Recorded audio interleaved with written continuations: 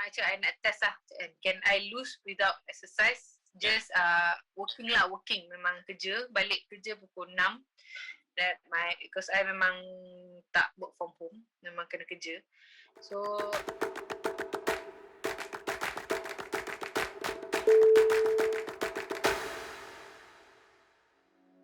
congratulations kepada Mish because dalam masa sebulan you berjaya menurunkan 6.3 kilo berat badan daripada 4.3 kilo lemak badan. Hold on guys, just a quick update. You don't need to fast to lose fat. Instead, you must eat to lose fat. So why are you still starving, yet not losing any fats? Give my team and I opportunity to consult you for free by just clicking the free consultation link below. Badan. I forecasted that you're going to reduce 70.1 kilos of body weight, tapi usaha you sendiri baru je hampir macam separuh jalan you dah turun 6.3 kilo. So very hypothetically, you should be able to reduce between 11 to 12 kilos. Again, this is just a forecast, yeah. If you maintain this momentum, then you are on a good track. So baguslah. And again, like I said, based on your progress ni, you do a very, very good. You'll be a very good example kepada ramai ibu-ibu di luar sana yang kata dah pernah cuba kurus, tak boleh kurus-kurus. Tiba-tiba makan banyak jadi kurus. So you'll be a very good example lah. because I memang I follow you cakap macam, serious ke? So ni I tak exercise tau. Yang for this 1 month memang macam I nak test lah. Can I lose without exercise?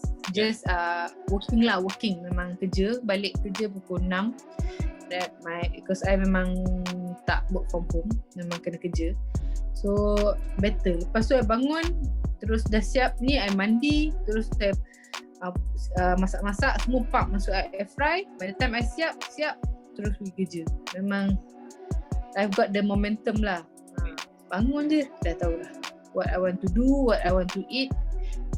And then every day is memang I cook lah. I bring my food to work lah. Wow. So again, good job on you on your achievement. Apa yang you makan ni teruskan. I'm very sure that you will reduce more than 10 kilo. So keep up the good work. Motivate orang di sekeliling juga, and yes, your environment is very, very important. Penting sangat. So yeah, ada apa-apa lagi nak tambah atau nak tanya? So far tak adalah, because I'm very happy and not just for you, because with the team I have, memang dia motivate lah. My auntie ada sama kerja, tunjuklah dia my progress. I bagi yang screenshot the whole history kan. Cakap, can I copy your meal plan? I said, cannot. My meal plan is for my body.